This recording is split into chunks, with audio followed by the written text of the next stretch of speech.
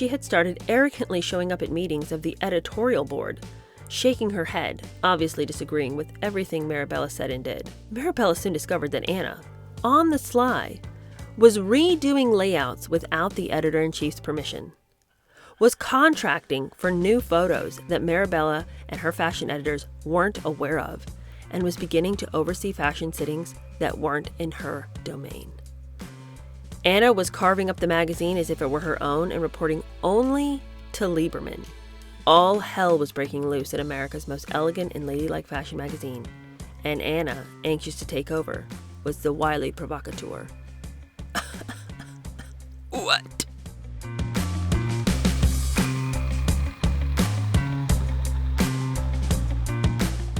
Hello, how are you? Welcome to my channel. My name is Cheer Denise. We're going to keep going in front row. This is the biography of Anna Wintour by Jerry Oppenheimer. Now, I'm not going to give you a super long intro because you don't need one, but I do just want to say that we're going to see a level of manipulation from Anna Wintour that we have yet to see. Obviously, we've known she's mean. We know that she uses her feminine wiles with men to get what she wants. Every job she's had has come to her either because of direct influence, because a boyfriend stepped in for her, or because she will go in and woo the top brass.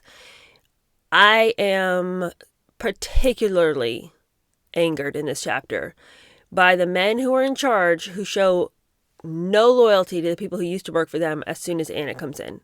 We're going to see this particularly at Vogue. We're going to see Alex Lieberman and Cy Newhouse lose their minds for Anna, and then basically kick to the curb all the loyal people who were there before. Show zero care for them, zero consideration for them, and Anna's coming in like a wrecking ball. The way that she conducted herself is shocking. Like, she just walked in and was like, I am going to have the top job. So I really don't need to show any deference to the people above me because, I will have their job soon.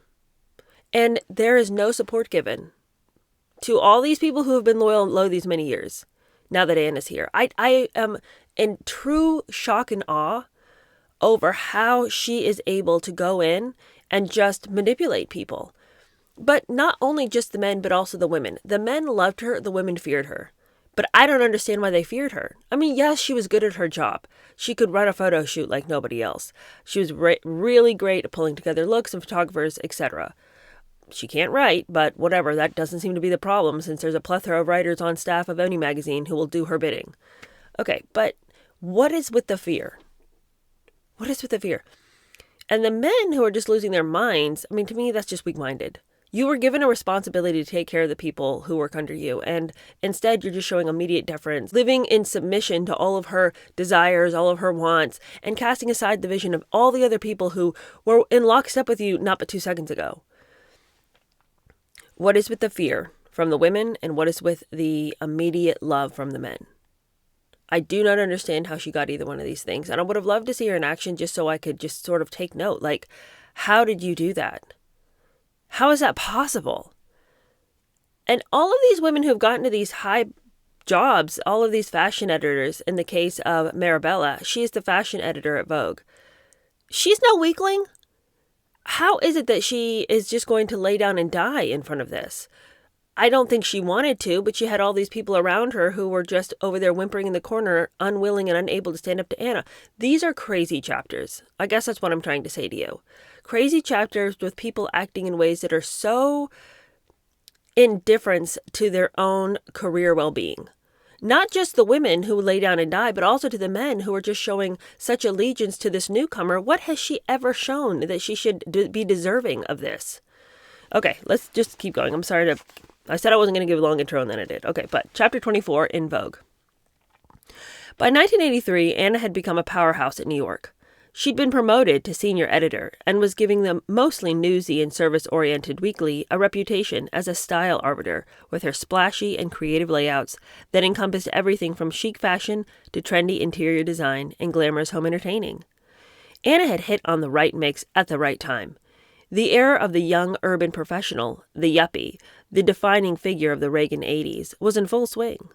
With lots of disposable income and sophisticated taste, real and wannabe, this self-indulgent army of cash-rich, plastic-wielding consumers, many of them double-income, no-kids-yet couples, were buying like crazy, seeking out clothing, household goods, and home furnishings, and they wanted advice on what to buy and where to buy it. Anna had put her finger on their pulse. As a result, her features lured new advertisers, boutiques, restaurants, furniture stores, which gave her even greater cachet. Around the same time, another creative, driven, and ambitious woman, the one-time stockbroker and caterer Martha Stewart, had earned the title Diva of Domesticity with the publication of her groundbreaking bestseller, Entertaining, which covered some of the same territory that Anna was now marking, which was simply called lifestyle. Stewart's book and success had not gone unnoticed by Anna, who was now thought of as New York's diva of fashion and style. Both Anna and Martha were catering to the affluent younger generation and promoting the high life. Anna's byline and features were officially noticed by the sharp and creative eye of Alex Lieberman at Vogue, just as she had hoped. Moreover, Polly Mellon, long a supporter, had also gotten his ear about Anna after Grace Marabella had booted her out of her office. And well, she should have. Because if you'll recall, she went into that interview with Grace and said to Grace's face within 10 minutes of being in that meeting, "I plan on taking your job." I mean, what a skank. What are you doing? Get out, go. And honestly, Polly Mellon should never, ever, ever have brought Anna back in. I don't care what she thinks Anna's vision is. Unless Grace was just doing this horrific job, and I really don't know much about Grace's tenure at Vogue, but unless she was just doing this horrific job, why would you ever bring in somebody who is so tasteless and classless that she would say a statement like that to the editor, even if that was secretly what she wanted to do? To say that out loud, to say that with no fear of reprisal, I'm just going to tell you I want your job. I mean, and then to expect that you're ever going to get your foot back in the door? I mean, quite frankly, the hubris on Anna is shocking. That after that, she would still think that even Alex Lieberman would want her. I mean, surely didn't she think that that would go around the office? You'll never believe what this girl said to me. But apparently it doesn't matter. Because Polly Mellon's still in her corner. And Alex Lieberman just can't because he just loves her so much. I mean, he is going to let us down considerably in this story. In the spring of 1983, the great man summoned Anna to a meeting at Condé Nast's headquarters, then at 350 Madison Avenue, where Anna had had that embarrassing 10-minute session with Marabella some months earlier. Marabella had never mentioned anything to Lieberman about the young woman, who arrogantly proclaimed she wanted her job. And Lieberman never told Marabella that he had an intense interest in Anna, who also told him at their meeting that she wanted to be Vogue's new editor-in-chief. Lieberman, who had developed qualms about Marabella's abilities, was quite taken with Anna and had something big in mind for her. That's a telling paragraph. All right. So I guess he didn't like Marabella and was looking for somebody else. And she never opened her mouth to say, "You won't believe what this little hussy said to me." So, I mean, I guess it was a situation waiting to happen. Anyway, he was impressed mostly by a piece she had recently done, in which she asked a few trendy Manhattan artists to interpret the New York collections. It took her over the top. Lieberman and his boss, Cy Newhouse, were Anglophiles and had a thing for bright, young, ambitious, and pretty Brits. In the same time frame that Lieberman began to focus on Anna in New York, he and Newhouse had just brought a savvy, blonde, blue-eyed, buxom Sharpie named Tina Brown over from London, where as editor of the venerable Tetler, she had tripled circulation. They made her first a consultant to the circulation-challenged Vanity Fair, and soon after appointed her its editor-in-chief. She turned the magazine around with a gossipy and glitzy mix of well-written and reported stories about the high and low life of society, with major emphasis on celebrities.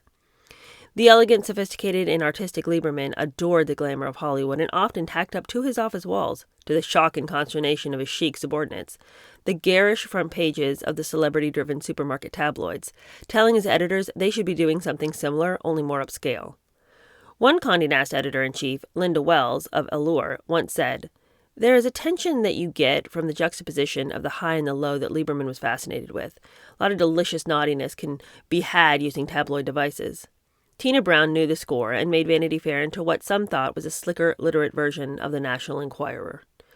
A few weeks after Anna's first meeting with Lieberman, a second session was arranged, this time with more secrecy. Because Lieberman was concerned that Marabella might spot her, the meeting was held at the country house and sculpture studio that Lieberman and his wife Tatiana owned in Warren, Connecticut, a short distance from Anna's aunt Jean Reed's place. Can I just say real quick, I thought he didn't know that Marabella had been offended by Anna. I suppose he learned that information over time, or maybe because in his own mind he is looking for a new editor, And she did say in her meeting with Lieberman, I want the top job. So, I mean, I don't know, but it seems to me he knew more than he is letting on, because it doesn't make sense. I had no idea that Maribel had a bad instance with Anna, but I'm also going to secretly take a meeting with Anna. If you're just looking to hire new talent, you don't have to hide that from your senior editor, I would think. Anyway, for advice and counsel and for his take on the talks, Anna brought along her beau, David Schaefer, who had fast become her in-house shrink, personal advisor, guru in Svengali, regarding her career and life in general, as one close observer notes. Another says David took care of her. She always needed taking care of. With David, she was looking for security. It was a turbulent time. She had a goal, Vogue, and David was responsible, secure, and bright. He could guide her. Paul Sinclair put it this way. David was very supportive, helping her to achieve keeping it together and getting what she wanted. David was so ambitious for her. The meeting was on a weekday, and Schaefer picked up Anna at New York for the 90-minute drive to Litchfield County. En route, they stopped at a motel so Anna could change out of her office outfit into something a bit more alluring, a miniskirt of micro proportions. You're going to a business meeting about the job of a lifetime, the dream job, getting in at Vogue. And this to me just really, really, really shows how she had her finger on what would manipulate who. Because in my mind, I would never, in my wildest dreams, even if I had the legs for it, show up at a business meeting where I'm trying to get a job in a miniskirt. In a micro miniskirt, you got to be crazy. You have to be insane. I would just assume I wouldn't get the job for being so unprofessional. But she knew Lieberman would like that. And he did, although his wife was like, trashy. The book says later Lieberman would say of Anna, I was absolutely enchanted with her. Though Mrs. Lieberman, a sexy woman in her day, was put off by the tiny skirt and the fact that Anna had chosen to bring zinnias as an offering rather than roses or a plant. As usual, Anna had seduced the man and put off the woman. In any case, Lieberman laid an offer on the table, but not the editorship of Vogue as Anna had hoped. It was a new position with undefined duties. Essentially, he wanted to get her in place and move her up or around when the need suited him, and mainly get her away from the competition. Nevertheless, Anna was thrilled. All her hard work, her enormous creativity, her toughness on the way up, her manipulation and machinations had finally paid off. Getting into Vogue had always been her goal, and it was about to become a reality. Back in New York, Anna let a few people know that Vogue had called with a job offer she knew that she couldn't refuse. And so she began pitting the editor, Ed Costner, against Alex Lieberman, and vice versa, hoping to get the best deal possible. It was never a question as if she'd stay at New York. It was always how long it would take for her to get Alex and Cy's attention, said a New York insider to whom Anna had confided. Anna told me she heard from Lieberman, and she asked me, how do I play it? And I said, look, sweetie, Vogue is where you belong. That's always been your goal. I said, you need to let Ed know in a gentle way, so he'll rebound and do everything he can to keep you, which, of course, will make Lieberman want you even more. Anna played it beautifully. She'd go in and she'd have a private meeting with Ed, and then she'd come out and look at me and smile, and she'd say, now I'm going to have lunch with Lieberman. And then she'd go to Lieberman and say that Ed had told her that she could have more pages in the magazine and get more money. At one point, Costner, who had enlisted his wife, Julie Baumgold, to get involved in the effort to keep Anna from going to Vogue, actually thought he had her. Anna did feel an allegiance to the magazine that gave her such great visibility, permitting her to become a big fish in a relatively small pond. Nancy McKeon says, it was a little messy. Anna was talking to Ed. She was talking to the managing editor, Laurie Jones, and she seemed not sure what she wanted to do because Grace Marabella was still at Vogue. At one point, she decided to stay at New York, but then Lieberman called again, and she decided to leave. It was a matter of a couple of weeks. Word of Anna's negotiations got out, and talk flew around the New York newsroom that she had sealed the deal by spending a seductive weekend with the Liebermans, that Lieberman in his 70s was chasing her around the swimming pool, and that Anna was coquettishly trying to avoid his advances, all of which was most likely unfounded but made for great water cooler chatter among those who were envious of her success. Well, I don't know that she even literally had to be chased around the swimming pool by the 70-year-old man. Quite literally in every other aspect, she is being chased around by this man, a swimming pool or no. She doesn't need to be in a bikini in her swimming pool in the backyard for him to be making these ridiculous advances on her. Unfounded. I don't understand how you could have somebody on your staff who has said, I don't want that girl. She's going to come up into this place and tear it up. My only thought, I guess I have one of two thoughts. Either Marabella was doing such a terrible job and Lieberman was well placed to want to get rid of her, or he's just completely lost his head because some pretty little girl in a tiny little skirt walked past him. Again, I wish that I knew more about Grace's tenure at Vogue so that we could juxtapose his behavior against what she was bringing to the table. That's my error. I should have looked into that. Before we read next, I'm going to read up on that, just because I need to know why he felt that this was an acceptable way to behave. Bringing somebody in who you didn't even have a place for. Literally, they're going to make a place for her. They're going to make up a title just to get her on staff, to get her away from the competition, and then, like it said, work her in where he wants. And where he wants her to be is where Grace is sitting. But he doesn't think that's going to cause drama and all kinds of contention at the office. If you want her to do Grace's job, then put her in Grace's job. Don't make Grace live with this. This is like bringing in the mistress into your home and saying, let's all just be one big happy family for a minute, okay? Until I'd actually divorce you. How is this supposed to work? One of the biggest sticking points in Anna's discussions with Lieberman wasn't over money, but rather over title. They didn't want to give her one at first, but Anna and Schaefer insisted, according to a Vogue insider. They finally settled on a new title that had never been used. It was rather nebulous, but had panache and a powerful ring to it. Anna was, in the end, satisfied that the masthead would list her as Vogue's creative director. And while salary wasn't a big issue, Anna managed almost to double what she was making in New York, with a starting salary of $125,000 annually and many perks, including a clothing allowance, all expenses, and a car and driver, among others, which was typical of the lures Condé Nast used to recruit major talent. After Anna sealed the deal with Lieberman, she immediately telephoned her father in London from her desk at New York to proudly announce the news. A staffer who overheard the conversation claims there was a long pause as Anna listened intently to the most influential man in her life. The busybody took the long silence on Anna's end to mean that Charles Wintour was questioning his faith in his daughter's abilities to perform at Vogue, because Anna's response, almost childlike, was, "Well, Daddy, they think I can do the job." Anna's first order of business after she was hired, but just before she started at Vogue in mid-October 1983, was to buy herself an expensive new wardrobe consisting mainly of chic and sexy business suits that would fit in with the Condé Nast corporate culture. That dress for success advice came from her friend Paul Sinclair, whose fashion judgment she trusted implicitly. He told her, "Anna, only Chanel will do." Sinclair accompanied Anna to a chic shop in Millburn, New Jersey, of all places, where she bought a bunch of Chanel suits with tight, short skirts. Soon after Sinclair started working with Anna at Vogue, the magazine's newly appointed features editor, Amy Gross, with whom Anna would work closely, pulled Sinclair aside and said, "You know, Paul, she's not a Russian princess. What's with the Anna?"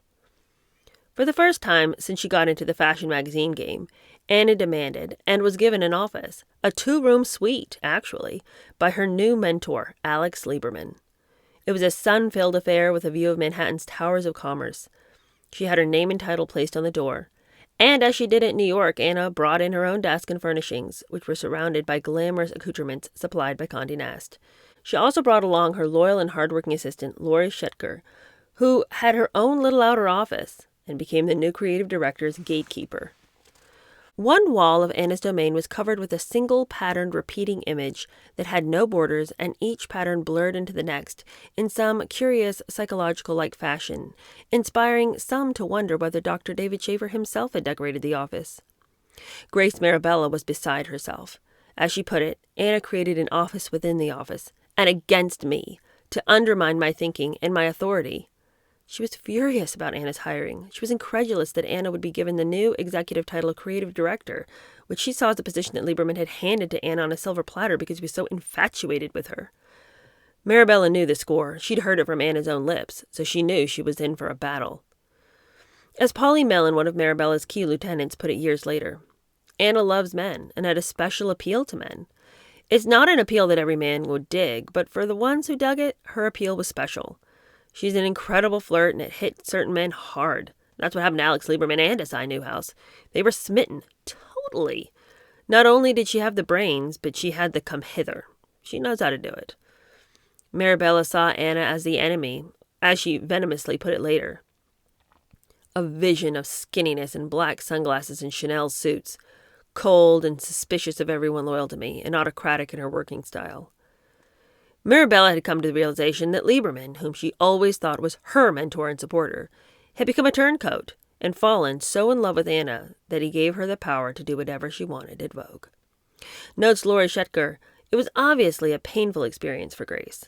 Anna was obviously a threat, and Grace was right in thinking so. Now that Anna had been hired at the World's Fashion Bible with a high-sounding title, she was, for the first time, on the news media's radar. In her previous jobs in the United States and in England, she was essentially small-time, not worthy of big-time coverage, except for the nasty bits that appeared in the British gossip columns and in Private Eye. Therefore, the extremely private Anna had been able to keep her personal life well hidden. But coming to Vogue put her in the big leagues and would change all of that. From 1983 on, her every move, her every promotion, her every appearance at an event, the women she lunched with and the men she was seen with, became fodder for the news and gossip machine. Anna's movements and decisions were dissected and speculated upon by the press, both fashion and general. Anna's past was virtually unknown to the media and the public, but her present and future lives would be placed under a journalistic microscope as if she were a newly discovered life form. One of the first articles appeared in the trade magazine Adweek under the glowing headline, "The Up-and-Comers, Wintour Displays Knack for the New." Mirabella and her loyalists read the puff piece and shuddered. Anna, with amazing chutzpah, boasted that she was, quote, working on every aspect of the magazine, from the choice of photographers to the overall design. Taking a direct shot at Mirabella, Anna claimed, "There hasn't been someone who can stand back a bit and say, what can we do with this fashion sitting to make it different? Maybe there's a new photographer we should try. Maybe we can mix painting and illustration to add dimension to the pages. One of my concerns at Vogue is to bring in other aspects, to mix fashion with anything that's cultural. That's the direction I think things are going."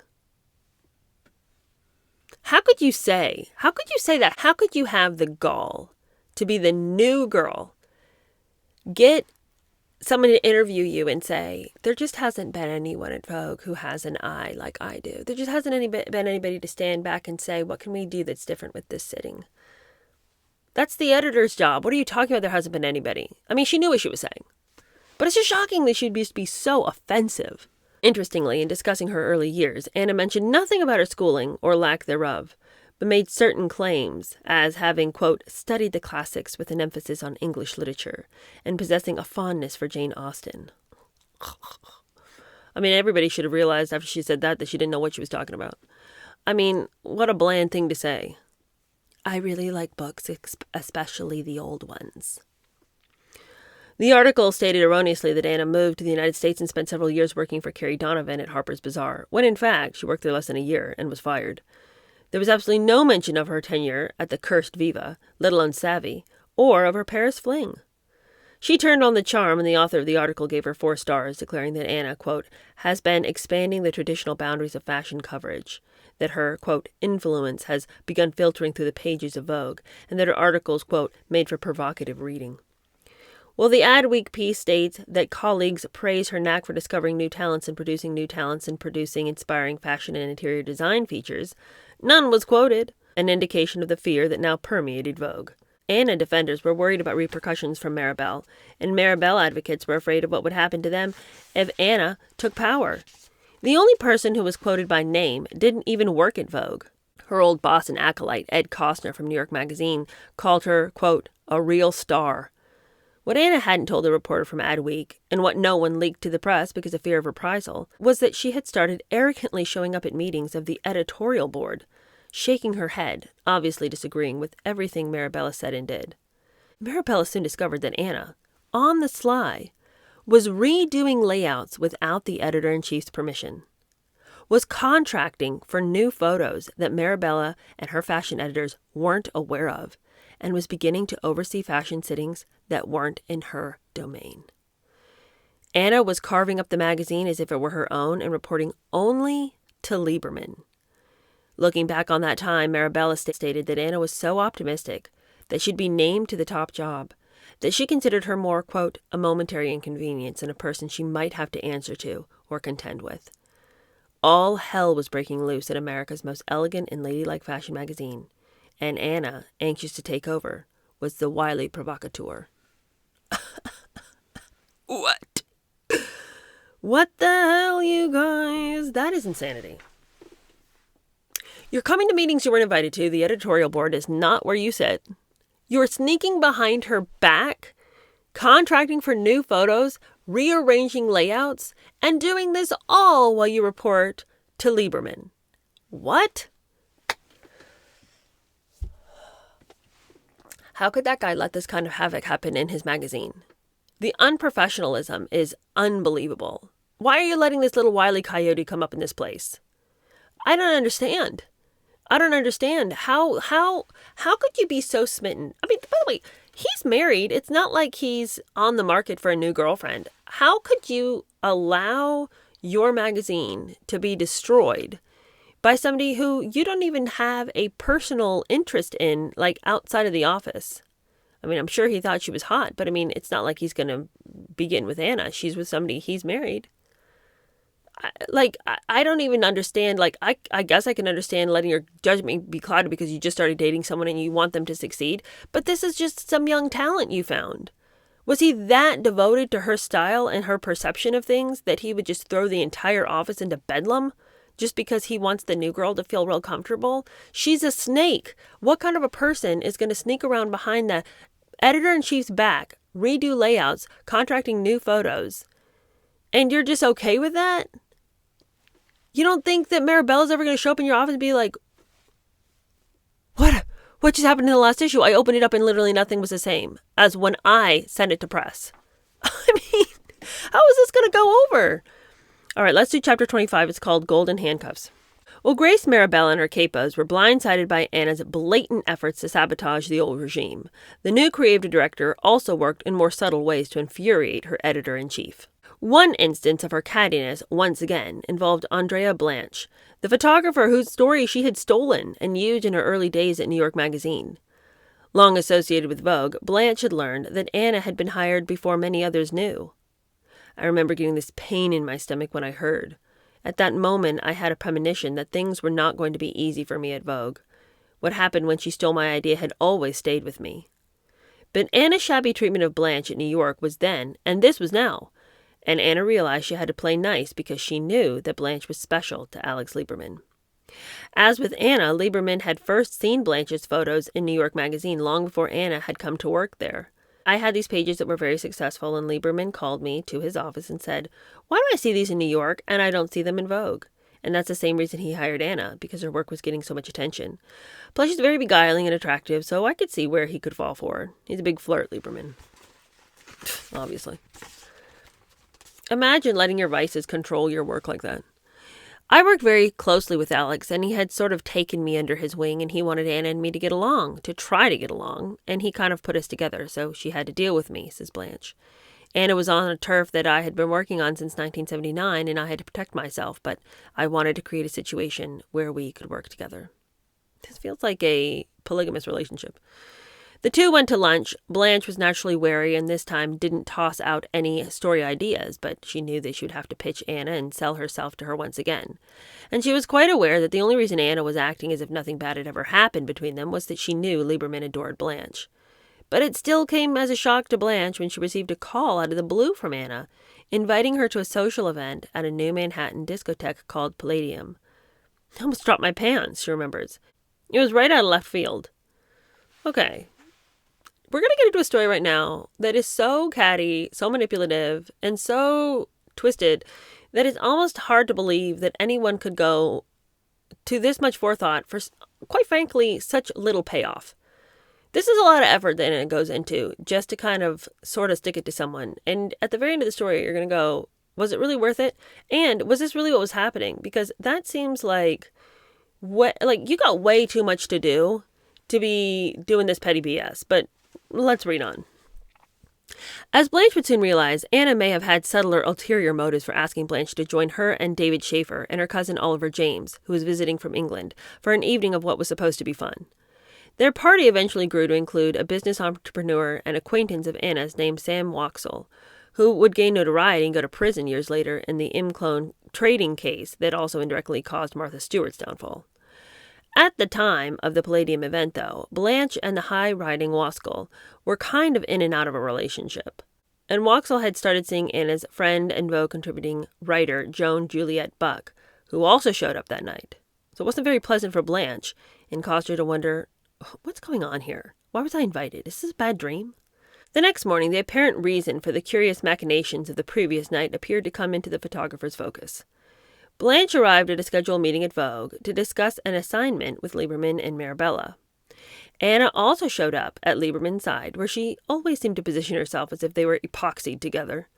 But before they got a chance to discuss the proposed shoot, Anna enthusiastically jumped in and raved to Marabella about the absolutely marvelous time she'd had the night before with Andrea Blanche, whom she had made to seem like her new best friend.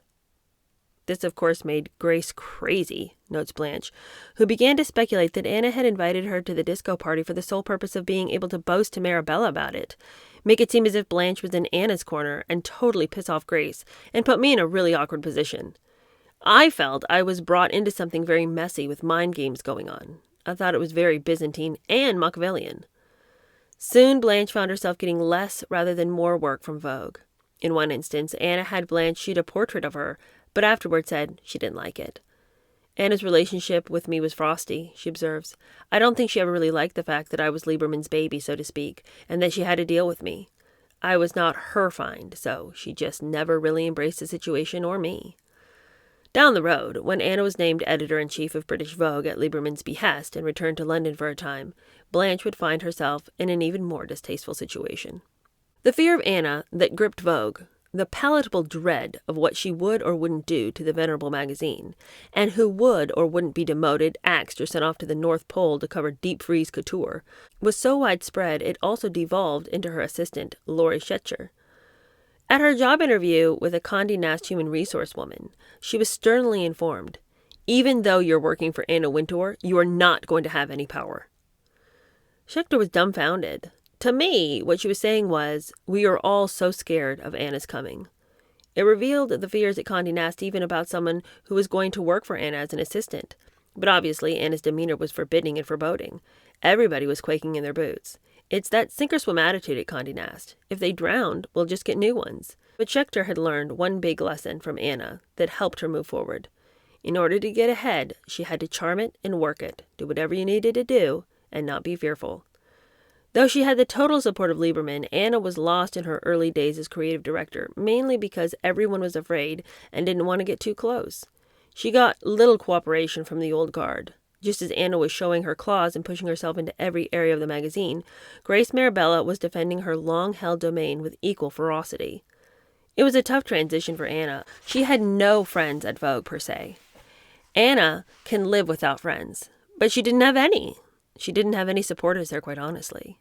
Besides Lieberman and Cy Newhouse, her greatest cheerleader was David Schaefer, who continued to send her a daily bouquet of flowers to show his love and keep up her morale. Anna had a virtual hotline to him, was on the phone with him constantly seeking advice and counsel. He was supportive as a partner, and his professional knowledge and experience was important to her, says Schechter. How much better could it be to have your shrink at home? They had a very strong relationship. They communicated a lot. I'm sure if she was at a point of being broken, to some extent, then he would have been a great help. But Schechter doesn't feel Anna was broken, but rather faced culture shock of sorts in the sense that she tried to contribute and do things she may have been mandated to do corporately. Next to Lieberman, Schechter worked more closely with Anna than anyone else during her creative director period, and she saw the toll the job was taking on her. She had a hard time at first because prior to that, she was a fairly big fish in a good-sized pond, and now she's a big fish in a pond of barracudas, and that can take you off your center, and it did to some extent. It wasn't like people were nasty to her, but people just didn't necessarily go out of their way. They did their job and protected their territory. Schechter, who watched Anna closely, states she suffered a bit emotionally during that time. And that's where David came in. Thank God he was a psychiatrist. To help Anna, he even chatted up difficult staffers, making them wary of him. That is so invasive. Can you imagine? The new girl comes in, she's a bleeding nightmare, and then you get her husband, this like old geezer psychiatrist, come in and try to chat you up, and she's manipulative, he's manipulative. I mean, I would just be like, I would be storming Lieberman's office being like, tell me what you're thinking. Why? Why is this what you chose to do? Who are these people? Who is Anna? And who is this psychiatrist boyfriend of hers? Why is he at the water cooler trying to tell me how it is? What is he doing here? I mean, can you imagine? Can you imagine just the mental picture of her showing up in offices she's not supposed to, going behind the back of the editor-in-chief, and then her husband at the water cooler trying to get into your head? I mean, no wonder people call him E.T. This feels like an invasion. Okay. But the book goes on to say that Anna did a supreme job of hiding her fragile emotions from the staff. But ever so often, a few got a glimpse of what she was going through, and were taken aback because the general consensus was that she was one tough bitch, and nothing or no one bothered her or got in her way. "Tell me, I can take it," was her macho response when she bluntly asked colleagues whether or not they liked one of her ideas. But then there were those other moments. Polly Mellon had an office next to Anna's, which was several doors down from Marabella's, and was passing by when she heard a sound that stopped her in her tracks. I went in, and Anna was facing the window, and I realized she was sobbing. Her shoulders were heaving, and she was trembling. And when she realized I was there, she tried to get control for reasons of pride, because she was a very strong young woman. Mellon asked Anna what was wrong, and she said that she had a disagreement because an idea that she had proposed had been accepted by Marabella, and then killed by Marabella. This happened more than once, and Anna was totally frustrated, maintains Mellon. I realized she wanted to be involved in every part of the book, but she was being held back. She told me, "I can't take it. I can't go on." And I said, "Don't say that, please." Despite those scenarios, Anna claimed a couple of years later, when she took over British Vogue, that if there was resentment toward her, I didn't feel it, though she acknowledged it was very hard in the beginning.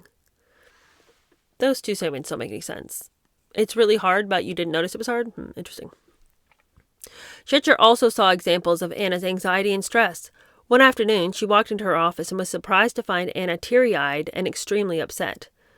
When Schitcher asked what was wrong, Anna sobbed that she'd broken a tooth, which seemed an odd reason for the emotion she was showing. "I don't know if it was true," Schitcher said years later. "I mean, I didn't say, 'Open your mouth and let me see.'" Stressed by the job, Anna, who was as organized as a Palm Pilot, began misplacing or losing important personal items, such as her Ray-Ban Wayfarer sunglasses. She'd go to lunch or to a meeting, and when she returned to her office, she discovered they were missing, which drove her up the wall. She'd inadvertently left them in a cab or a restaurant, and had to constantly order new ones that were customized for her by an optometrist in Soho. Because her face is small and Wayfarers are oversized, she'd pay extra to have them constructed to fit her face. Stories have circulated over the years as to why she always wore sunglasses inside and out, day or night. For image, for one. To hide behind was another. A third was that her eyes were sensitive to the bright lights at fashion shows. Still a fourth was to hide bags under her eyes. However, the main reason for the shades was the fact that Anna had very poor eyesight and a dread of losing her sight altogether. The trendy-looking glasses, therefore, weren't just for show and image, but were fitted with strong prescription lenses to help her see. Out of vanity, she chose to wear the stylish Wayfarers, which gave her a glamorous air of mystery over regular prescription eyeglasses. The glasses are often mentioned by critics of Anna's, such as one writer who noted tongue-in-cheek that there was reason to believe Anna was Satan, and that the sunglasses are very likely hiding glowing red eyeballs.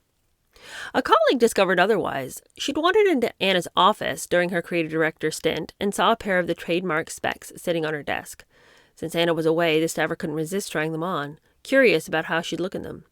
"I almost fell over, because they were such a strong prescription. I got dizzy," she says. "It seemed like she was blind as a bat, and I thought to myself, God, how many times have I stood across a room from her and she probably couldn't see me if she wasn't wearing her glasses? I was probably a blur."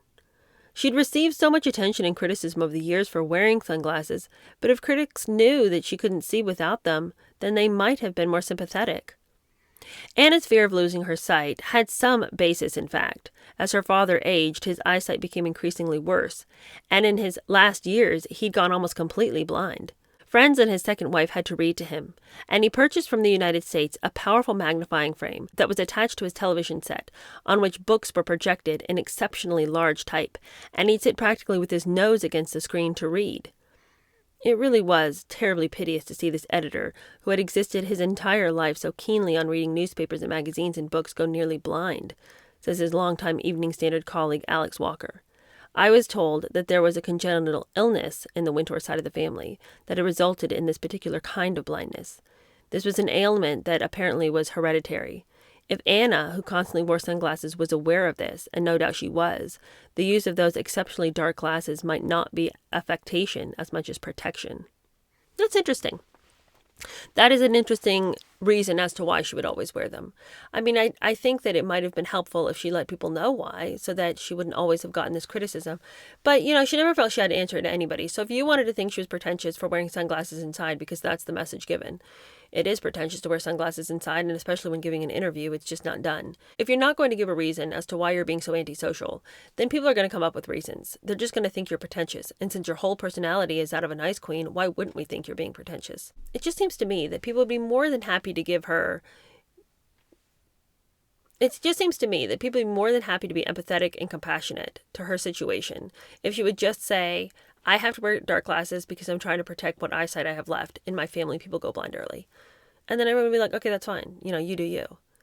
But to just act so antisocial, I mean, it bothers me that she would be fine with everybody just thinking that she's just being this ice queen bitch when, apparently she had a good reason. Maybe it's a lesson to the rest of us not to be so judgmental, and by the rest of us, I mean me, but you wear sunglasses in an interview, and what am I supposed to think, Okay, anyway, back to it. And after a number of emotional scenes involving Anna, most, if not all, out of public view, Lieberman, a genius at Condé Nast corporate politics, took his protégée aside and told her that some battles were worth fighting and others were not winnable, and forget about the latter.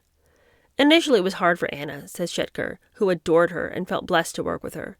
Even though she had the title, a great salary, the car service, and the other perks Condé Nast offers, in some ways it was as if she was wearing golden handcuffs because she did not have the same freedom she had before. She had to battle to get people to work for her, to like her, to want her to be there.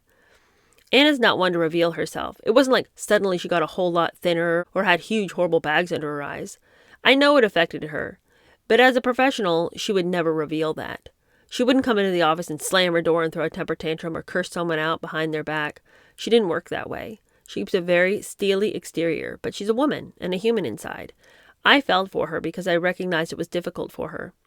But I never ever thought, oh, poor Anna, because I knew she was strong, and I knew how important David was to her as a sounding board, a support system, a sympathetic ear. He was another editor, so to speak. During this stressful period, Schechter noticed some eccentricities in Anna's behavior that struck her as odd, such as how she'd stand alone in her office and go through her purse, picking up pennies and tossing them in the wastebasket one by one. I never asked. I just figured pennies were too small for her to consider keeping. She was someone who never had to count her pennies. The other odd thing was Anna's lunch. When she didn't go out for lunch, she had Schechter pick up soup for her at a little place in the West 30s. Well, there's nothing strange about soup for lunch. Anna ate it in a curious manner. She'd put a big gob of butter on top, let it melt, and then eat only the butter and a little bit of the soup. I just saw the soup as a vehicle for the butter, a way to eat butter without seeming so obvious. That is odd. That is a strange thing to do. It's kind of like when she used to order coffee and put whipped cream on top and then just eat the whipped cream off and then leave the coffee. How strange. Meantime, Arabella was freaking as Anna continued her assault, taking one hill after another in hopes of reaching the summit and toppling the leader. When Anna couldn't do an end run round Marabella's veteran fashion editors such as Polly Mellon and Jade Hobson — Hobson had been at Vogue since 1971 and Mellon since 1966 — she'd harass and criticize them, the editor-in-chief claimed. She asserted that Anna demanded Polaroids of shoots over which she had no say, showing up at sittings that weren't her responsibility, and in some cases, ordering that they be done over. I was not a big fan of Anna's, says Hobson, shuddering at the memory of the early days of Anna's tyrannical reign as creative director. Anna didn't seem to want to work with any of the existing staff. She wanted to bring in freelance people, and that didn't sit so well with a number of us. Anna's desire, as it had been in her previous jobs, was working with her own team of freelance photographers and overseeing the shoots herself. Single-handed power and control and the originality that emanated from it had always been her game, and that's what had caught Lieberman's attention in the first place. However, Vogue was an entirely different kettle of fish. At Viva, at Savvy, at New York, the fashion coverage was a small part of the overall editorial content, so Anna, hidden in a corner with an assistant, was able to run things her way, be creative, and make herself and the fashion pages stand out. But Vogue had been doing that spectacularly with an army of people all working together as a team for decades. Under Marabella, the job of overseeing and directing major fashion shoots was the longtime domain of the two talented editors, Hobson and Mellon. We had absolute autonomy, and she started coming to the shoots, kind of excluding the editor, talking to the photographer, and she just made it very uncomfortable, and it was rather disruptive, declares Hobson. A shoot is a creative process, something Anna well knew. It involves a close working relationship with the editor, the photographer, the stylist, and other principals, and the shoot often doesn't take shape until midway through the process, and often the original idea is scrapped or the direction changed because someone conceived a better idea. But Anna's constant intervention virtually destroyed that very important process. Her interference made it much more routine and not as creative, asserts Hobson. Hobson, Mellon, and others felt that Anna was watching over their shoulder, and not in a friendly way, and not in a supportive way, says Hobson. She was rather exclusionary of the editor, and it wasn't taken very happily by the two of us. Winter Collections, Paris, Spring, 1984, showdown time, big time. Hobson and Mellon were overseeing a shoot in a studio when Anna appeared unexpectedly. All of a sudden, Hobson remembers vividly, it was a cast of thousands, it seemed, watching and directing, and she destroyed the whole process. The two editors were beside themselves, according to Marabella. Furious, they returned to New York and declared never again in an emergency summit meeting with Lieberman and Marabella. Hobson remembers telling her bosses, "You've got to stop this. We can't deal with it. It's the magazine that's losing out." Marabella said that the angry editors had actually threatened to strike if Anna didn't get out of their hair. "We can't stand her," they said, and they began as much as they could to shut her out of their work. Years later, however, Mellon says she always thought Anna was the right person for the job and that fashion wasn't Marabella's forte. "I saw Anna as someone who couldn't be avoided, someone you could not turn your back on because they would be a mistake, but I had to be very careful because I was very close to Grace." To put a stop to the constant catfights, Lieberman was forced to handcuff his protégé. With no other choice and to avoid a mutiny, he essentially banned Anna from the fashion coverage. A tough blow to her, observes Schechter, because fashion was what Vogue was all about and why Anna always dreamed of being there. Grace basically went to Lieberman in Newhouse and said, "If she must be here, fine, but I don't want her involved in the fashion." Lieberman, who had been devoting his efforts to strengthening the magazine's feature sections, books, entertaining, living, and style, now assigned Anna to work in that area with features editor Amy Gross, who had been recruited from Mademoiselle. Anna's job, as described in a blatantly vague staff announcement, was to enrich the looks of the pages and bring to the pages other aspects of women's interests. What am I supposed to do with that description? What is she supposed to do with that description? Like, exactly what is she supposed to do here? I think I would be overwhelmed by the vagueness. I need some specific points. What do you want me to accomplish? Because enriching the look of the pages and bringing in other aspects of women's interests, I'm sorry, I'm stymied. After that, she reluctantly left editors like Hobson and Mellon alone.